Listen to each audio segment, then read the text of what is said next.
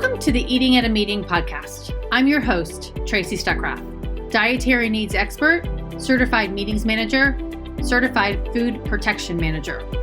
I have searched the globe to find people and businesses who are creating safe, sustainable, and inclusive food and beverage experiences for their employees, guests, and communities. In each episode, you will find authentic conversations about how food and beverage impacts inclusion, sustainability, culture, community, health, and wellness.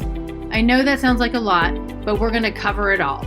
Are you ready to feed engagement, nourish inclusion, and bolster your bottom line? If so, let's go.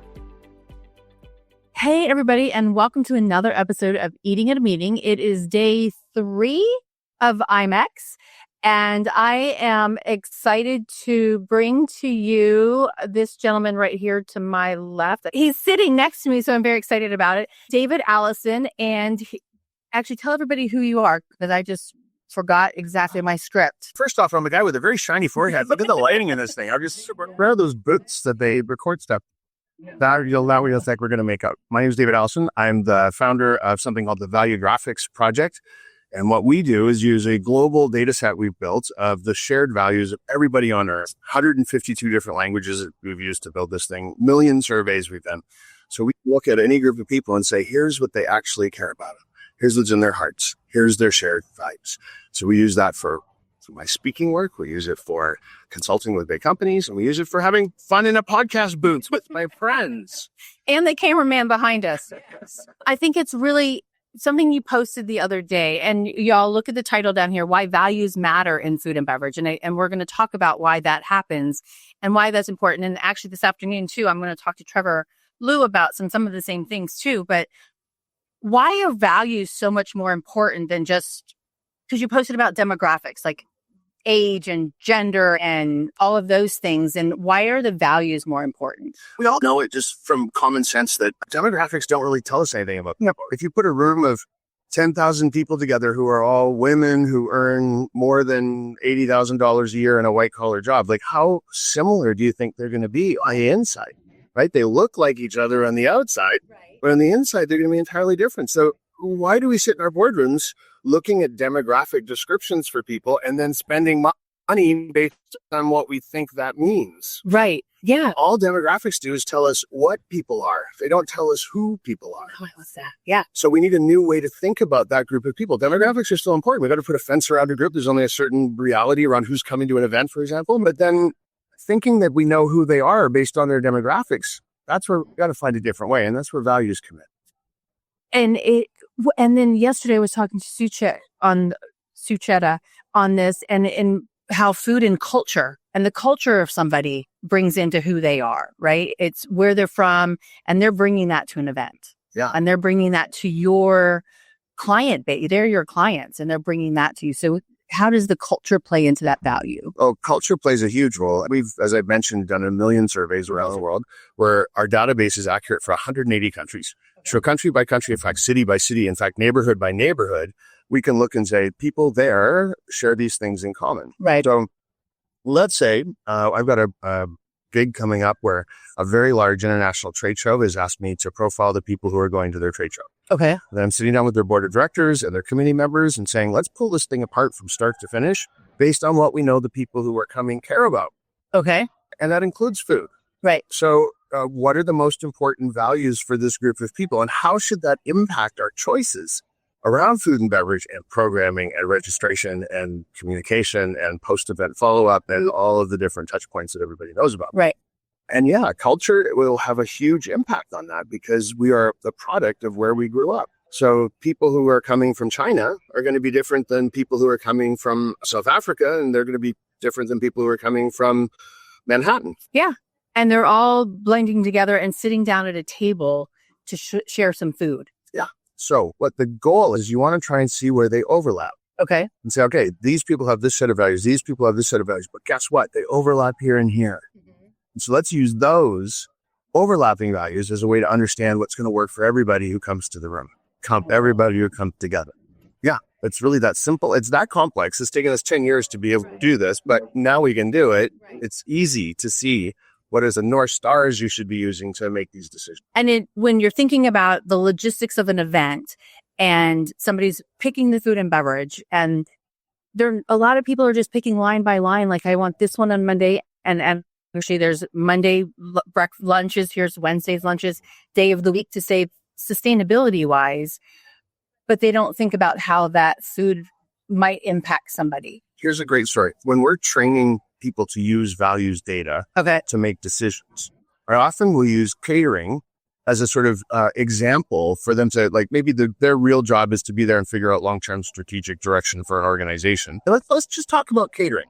So if you knew these values to be true and you're bringing all your customers together for some kind of event, what would you tell the caterer? So some examples. Let's say we find out that a group of people over-index off the charts on creativity. Mm-hmm. What do you have for breakfast that aligns with creativity? You're not going to have eggs, bacon, sausages. Say, right? You have something that helps people go, wow, this is creative. Or even I feel creative because of the way that this food has been served, or my participation in choosing and arranging. There's going to be something creative about it. On the other hand, if you find out that the folks who are coming over-index on the value of, let's say, health and being, that's an easy one. We want to go down that road and make sure that nothing shows up that isn't about health and being. Double negative there, I realize, as it's coming out my mouth. But health and being is a cue. The values are a cue. I'm using air quotes, which I hate, but here I am doing them. Health and being is an easy direction, but there's a lot of talk in the industry right now about how all the food should be healthy. I don't think it's a bad idea, but for some audiences, being healthy is far more important than it is for others. I'll give you one more example just to map this out. Let's say the group that's coming to a particular conference over-indexes on social standing. Okay, like where they are on the IMEX Fun Run cater, or what's the pecking order? Okay. So you have a private event for these folks. I'm going to be silly to make a point. This is where you pull out the caviar, and the lobster, and not just regular old champagne, but the stuff that's been aged in a cellar for 10 years with a sommelier that comes out and tells them the story about how this has been aged in a cellar for 10 years. You don't have to go to that expense and worry if they don't over-index on social standing. Okay, gotcha. So knowing what people care about in their hearts helps you figure out everything. Right. And that could be like the Cattlemen's Association or the Farming Association. You're not going to necessarily pull out that caviar because they're more down to earth, gritty, dirty, and maybe you can design it around that as well. But yeah. But you know what? It's so funny. When you start looking at people with values, the stereotypes fall away. True. So I'll give you a quick story about that. Okay. A while ago, I was asked to come and profile and do a keynote speech about people who work in the blue-collar trades. Okay. And the people in the audience own companies that employ folks in the blue-collar trades, right? Yep. So carpenters, electricians, drywallers, etc. Some of them are like on that high social standing and you don't know it. This is the point of the story, right? What they ended up over-indexing on, and the point of the keynote was how do we get more people to come into the industry? Right. So what they ended up over-indexing on was the value of service to others. Okay. Yeah. They want to know that they're in a helping profession. Here's the best part of the story. Guy comes up to me afterwards, I make this point on stage, and says, I want to tell you, I have 7 offices across the southern United States. Each one is a fleet of vans.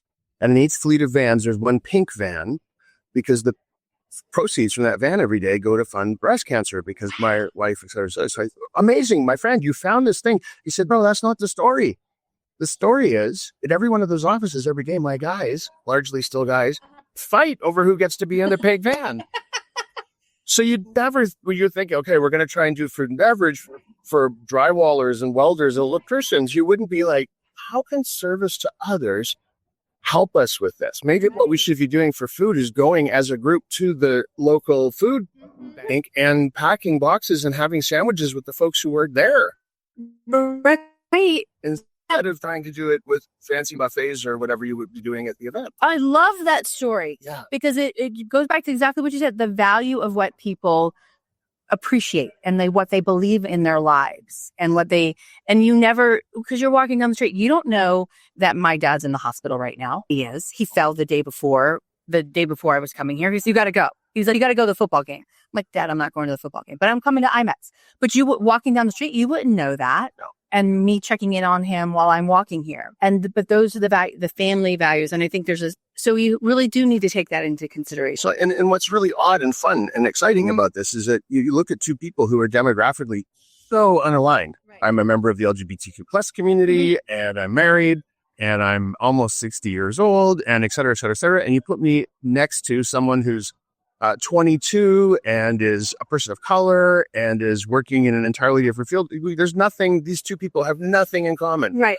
We could be twin sisters on the inside. Yeah. We could be identical to each other in terms of our values. Brothers from other mothers. Yeah, exactly. Yeah.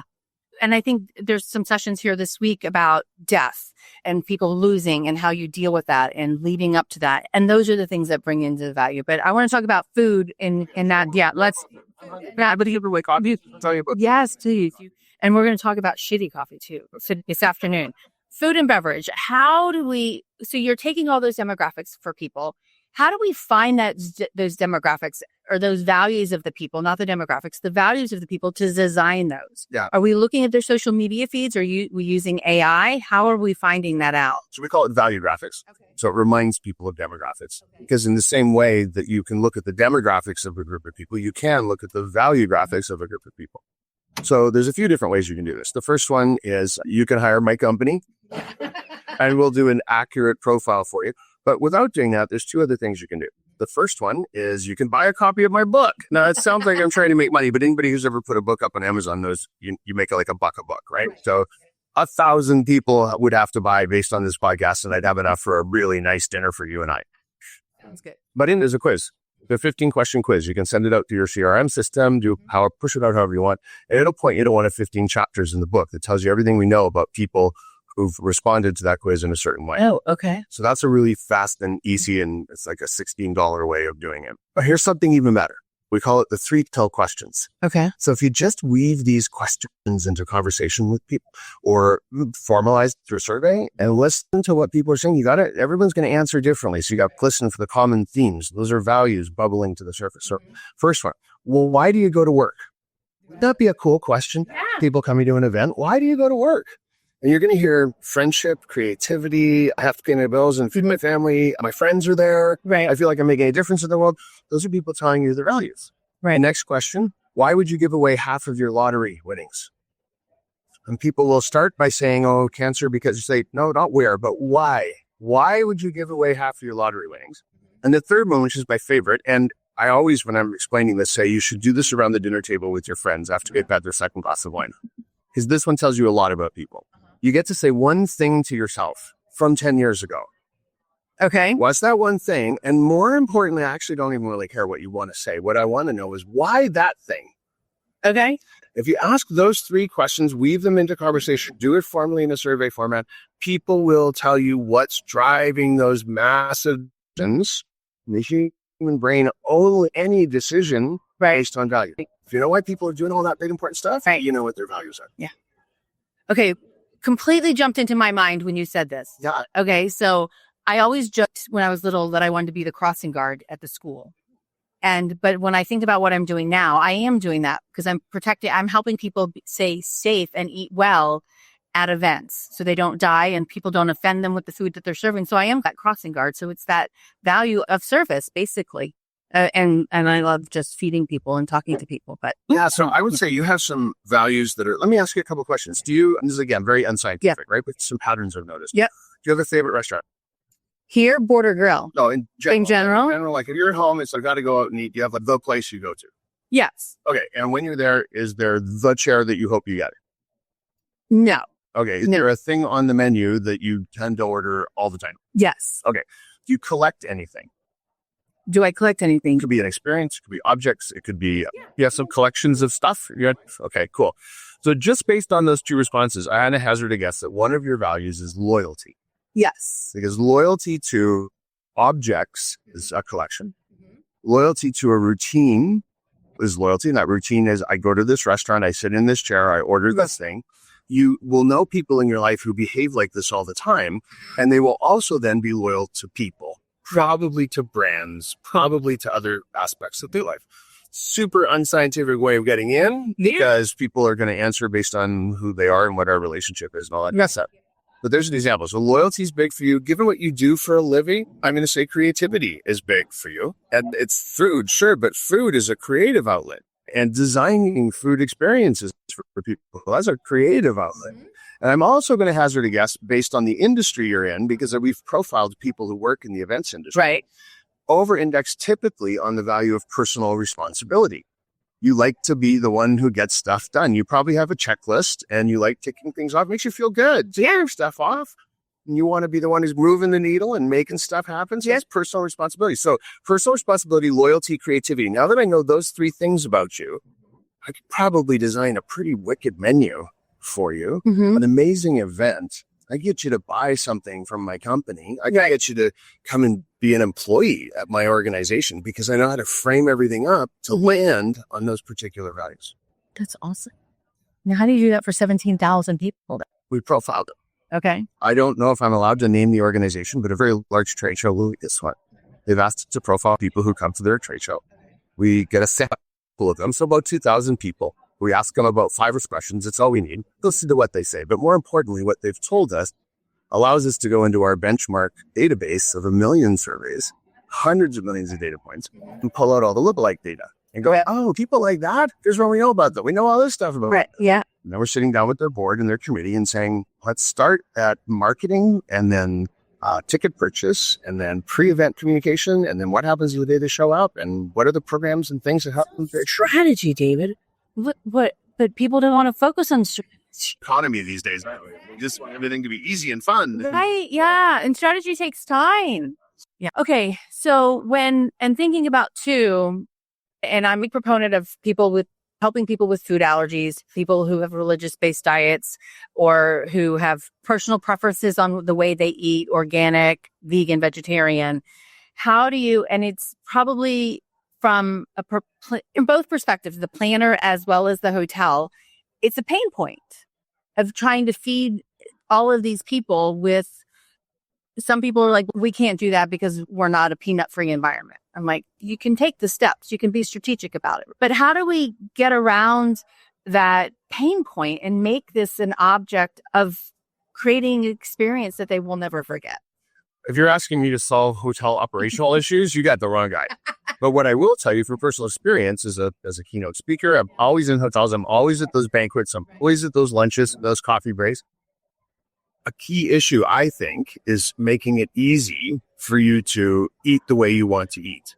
Okay. I'm going to give you a hypothetical. Okay. I'm away at a trade show or a conference or a convention. And my choices are stick around for the banquet with gravy-covered chicken or skip the banquet and I can order room service where there's gravy-covered chicken. Or I can end up just out of desperation because I'm tired and I'm exhausted and I'm jet lagged, eat the contents of my minibar, which costs like $250 if you even eat the little almonds in the can that nobody's ever opened before. I've done this. I've sat down and over the course of 2 days, eaten my mini bar, and that's been my entire... Or Oreos, by the way. And the Oreos, and that's been the entire nutrient intake from my system. Because it's just too hard to do anything else. How can you make it easy? Could I, for example, just thinking out loud here, could I, when I register for an event, tell you what all my stuff is? And then could you maybe hire an outside company going to come in and say, we're going to stock that stuff in your mini bar for you? Oh my God, I love that. Wouldn't that be you serve just your favorite food in your mini bar? What? And you don't have to pay $500 for it. And how amazingly would you feel about that organization for having gone to that length for you? Right. It doesn't have to be about feeding you on the floor, on a plate, with a waiter and a table. Stock my room. You might do that a week in advance. It doesn't have to be while you're in the middle of all the stuff that there's nothing to think about, right? Mini bar stocking, I think, would be an amazing way to work with a hotel, maybe an outside supplier, plan those menus, give people options. It's like on the airline. Here's the 10 different menus you can have. Which one do you want in your mini bar? And we're waiting for you. And here's the upcharge for it. I'd pay extra per night. Oh, yeah. To know that my food was bought and in the fridge and waiting for me. Yeah, because the other day I went to Whole Foods and I normally walk to Whole Foods, but it's 102 degrees here. And so I took my Uber. So that was what, $20 to take it there, $20 to take it back. I bought my breakfast for the week and it would have been nice. I guess I could have gotten it delivered to me. Sure, but then you would have had to get it to you and you would have had to be there to receive it. Right. You would have had to go and meet the guy in the lobby. And instead, you could have been on 3 Zoom calls, closing 3 deals or manning your booth or doing whatever it is you need to do at the event. Yeah. So just removing the obstacles, I think, and being creative around that. What are other ways you can get people nutrition that they need at the event the nutrition that they eat and the nutrition that they want Right. at the event, while making it as simple as possible. And how do we operate? And this is maybe, we're not solving operational things, but thinking through. I was chatting with somebody the other day about the staff, and this is a real legitimate experience. I was trying to order my gluten-free food at a lunch, all speak Spanish, which is typical in our industry. And I'm not bashing that. I'm glad that we're employing them, but you don't give them the tools to do their job. And so I'm pulling out my Google Translate and saying, hey, do you have gluten-free? And they're like, oh, yes. And I know other convention centers that everybody there is Burmese, and that's the only language that they have, and they can't communicate. So how do we help them communicate in that way, showing the values of them as employees of that convention center or that hotel, and then the values of us as attendees and what we need to get? Does that make sense? Yeah. Thank you, Google. Google Translate is an amazing tool. Mm-hmm. Where was I recently? I was speaking at the Mexican version of IMAX. Okay. And it was in my Uber on my way from the airport to the hotel I was staying in. And the guy and I were having this amazing conversation. And I was just holding my phone up between the two of us, and it would translate him. And I'd go, oh, wow, I had no idea. And then I would say stuff, and he'd read, just like going back and forth. Great conversation. There's no barrier. He was so excited because he was like, oh God, I get to talk to the gringo. Super excited. He's like, oh, I gotta get to talk to the local. Right. And he was giving me tips on where's the best place to go and get the food that is the sort of trademark that town I was in. That's the best. It's fantastic. Yeah. The tools are there. Right. Whipping them out when you're at a banquet sometimes is a little bit difficult. Right. Maybe event planners could, I don't know, print a little card in advance that the servers have. That They could just point to some phrases that are like, I don't know. It's just, I think, and I guess my question too was about the values of looking at our employees and looking at our attendees, and how can we help them do their job the best by looking at their values and understanding them. And that includes their language. Yeah. So that's a great question. We get hired all the time to come in and profile the folks who work inside an organization. Right. Amazing you do it with a workforce inside a convention center or a hotel setting or something like that. And that gives the people who are managing those teams the understanding of what do those folks really care about. How do we set up training programs for them that it's going to resonate with them? How do we put them into particular kinds of work that are more aligned with their individual values? Some of them might like being forward facing and interacting with folks, and others might be introverts and just not want to have anything. So understanding the values of your workforce allows you to make all kinds of decisions about the retention and engagement, getting people excited, dreamed, and all of those kinds of things. My little pin. It's my values are the answer. Values are the answer. Doesn't matter what the question is, because humans make every decision based on their values. Mm-hmm. So values are the answer. So financially wise, have you seen it in companies exceed or excel when they look at the values? How has that helped them on the bottom line? There's so many different ways. Once you understand what your end user consumer, let's say, or your employees really care about, the metrics are going to go through the roof. And we see it all the time. We see, because you're reducing the guesswork and you're not sitting around going, what should we do? Those guys did this thing. Those guys did that thing. And I saw a thing when I was at a conference once, so let's try that. One of the best benefits is it takes the arguing out from inside the organization. You're not all trying to jostle for your idea to be the best idea. You need ideas that are based on what people actually care about. So yeah, we see sales increases. We see diversity, equity, and inclusion starts to gel for people. Because instead of thinking about folks based on their individual, let's call them, I don't know what to call them, their points of difference. There's the Black Employee Association inside the organization, the Employees Association inside, there's the Indian, and then there's the this, but that other thing. What do they have in common? We need to celebrate our diversity. We have a lot of making up to do for some of these groups who have been historically marginalized and not well represented. But nothing in history ever has been solved by doubling down on our differences. 100% agree. Wow. Yeah. Yeah. Only way for us to work together to solve all those problems is if we can see each other in each other. Better find some common ground. Yeah. You know what? We agree on this thing. So how come for you and your folks, it isn't being treated in the same way as it is for me and my folks? Right. Let's solve that so that we can both reap the benefits of this value that we both care about. Let's figure out how to solve that together instead of it being an argument. Yeah. Right? Sushetta made a really good point the other day because she does Airbnb dinners in her own home in Atlanta, and she says, "Come eat dinner with a travel writer." And so she brings, and she's from India, and she has people who are Muslim that come in, and it doesn't matter what your religion is. That's not my religion, but doesn't mean that we can't break bread together. And the conversations that you have. And then I mentioned yesterday with her, there was a guy, Len, that I interviewed. He's up in Canada as well. And but on the other side in Toronto, but he created a kitchen where the refugees could come and cook because they didn't have a place to cook. And it was allowed them that came from the same country. All these grandmothers and these mothers were cooking for other people. And that's how they were sharing their culture and their values with other people by sharing their food. Let me give you a food-related story that's very personal. Years ago, I lived in Calgary, for a long time ago, like more than 30 years ago. And outside of Calgary, about an hour's drive, is the wonderful town of Banff. Yep, I've never been, but I want to go to, yeah. And in Banff, the youth hostel that has a common, it has a big industrial kitchen. It's a great kitchen. So whenever bad things would happen to me while I was in Calgary, whenever I was pissed off or in a bad mood or angry about something, I'd jump in my car, I'd drive to Banff, I'd check into the youth hostel, and I'd spend the day baking bread for other people. Really? Yeah.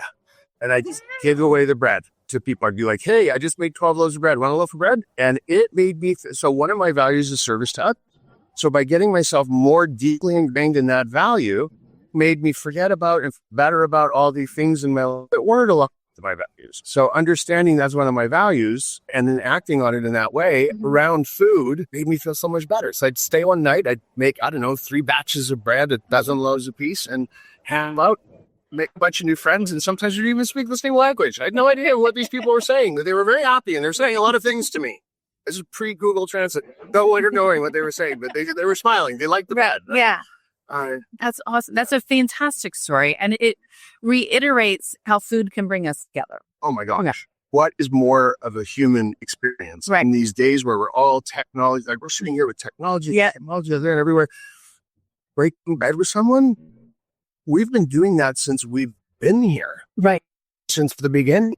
Right. There's nothing more human than sharing our sustenance with each other and saying, listen, I went and caught the mastodon today.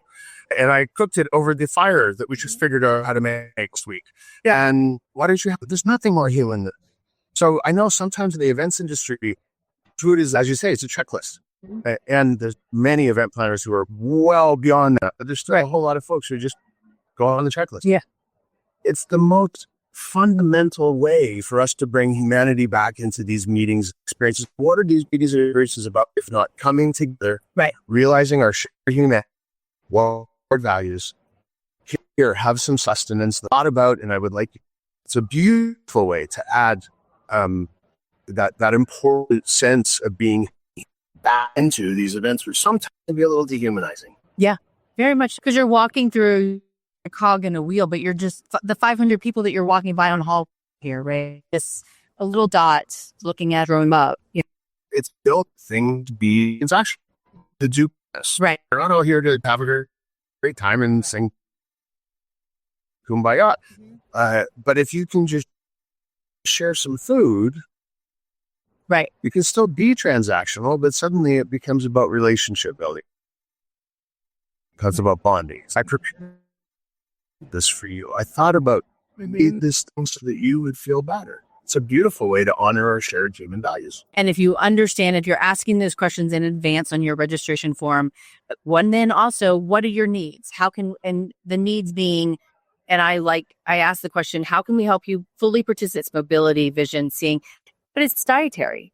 And then how can we help you fully participate? Because if I'm sitting at a table with 10 people and I can't eat the food, it's not my experience that's just been messed up. It's everybody else's experience has been messed up because we didn't think about that value. And we know the core fundamental benefit of the meeting is we bring people together.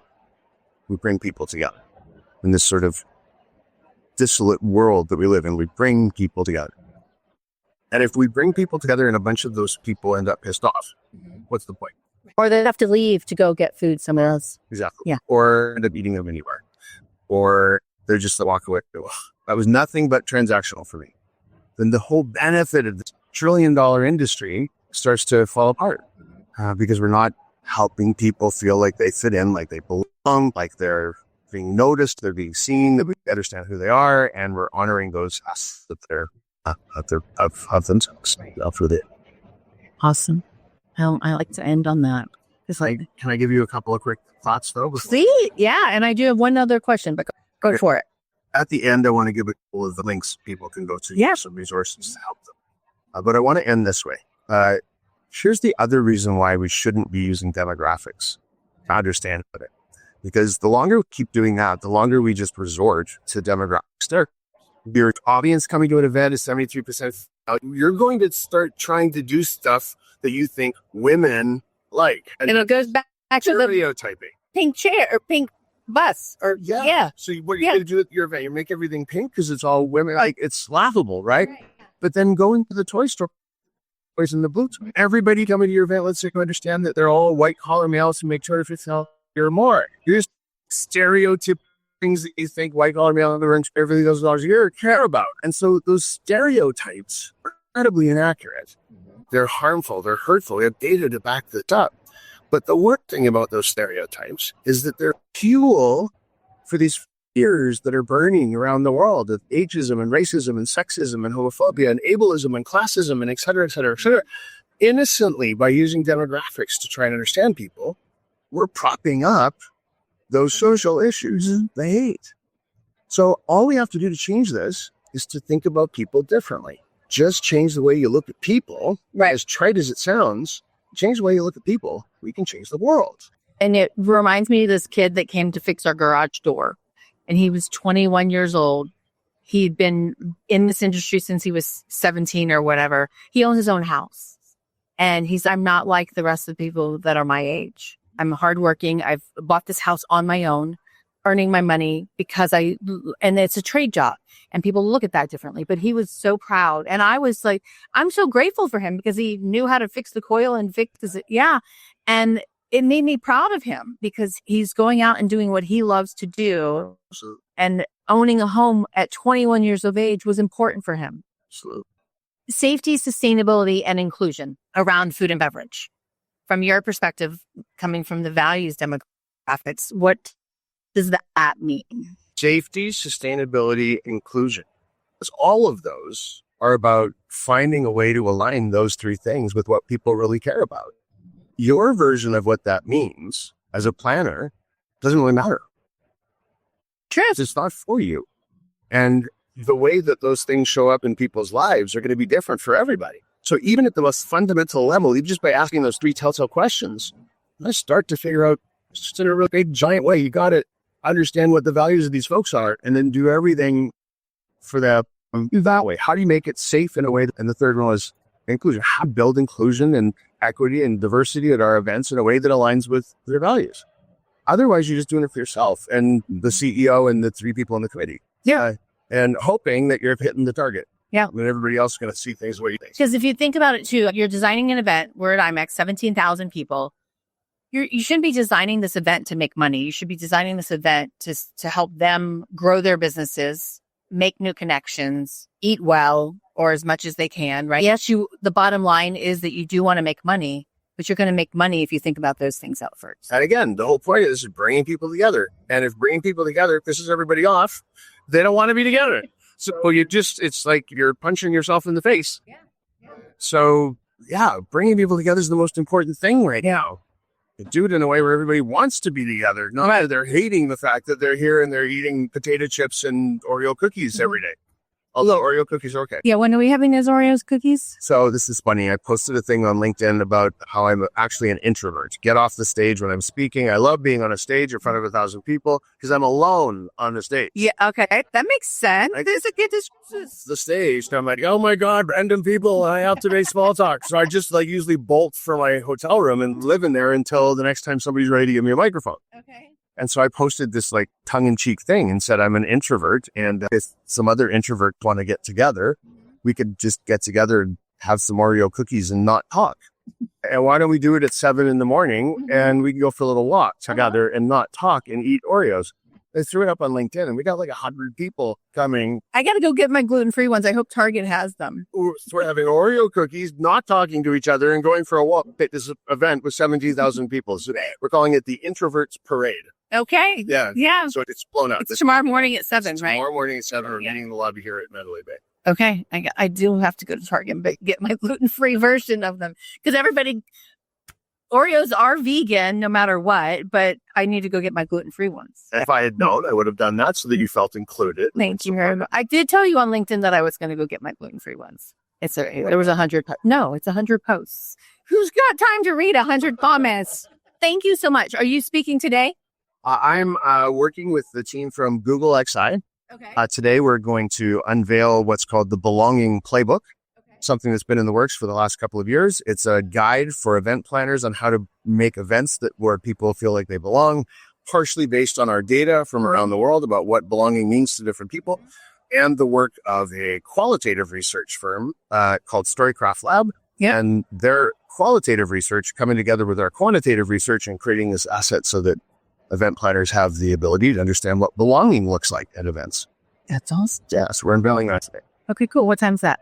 I have no idea. Okay. I know it's before dinner and after lunch. Okay. All right. It's probably when I'm talking on stage right next to you. Yeah. At 2:30. Okay. I'll check it out because belonging is important. And I want everybody, we all want people to belong. We all want to belong. You don't want to be, I don't know. Anyways, I thought of a commercial to Shaq. But when he was excited, he got picked by the 10-year-old kid on this basketball team.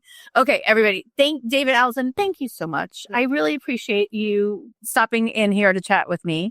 And just my random email to you saying, hey, can we do this? So, always happy to talk with you. Thank you very much. I appreciate it.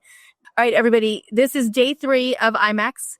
I'm on the stage this afternoon. I'm talking with Trevor Liu about food and beverage and the real cost of that. And then tonight we're talking about Beyond the Bar, which is about dry serving non-alcoholic beverages at events. So I'm on a panel for that. But I will be back here tomorrow with Devin from the Event Design Experience to talk about food and beverage in designing your events. So until then, stay safe and eat well. Thanks. Thanks for listening to the Eating at a Meeting podcast, where every meal matters. I'm Tracy Stuckrath, your food and beverage inclusion expert. Call me and let's get started right now on creating safe and inclusive food and beverage experiences for your customers, your employees, and your communities. Share the podcast with your friends and colleagues at our Eating at a Meeting Facebook page and on all podcast platforms. To learn more about me and receive valuable information, go to tracystuckrath.com. And if you'd like more information on how to feed engagement, nourish inclusion, and bolster your bottom line, then visit eatingatameeting.com.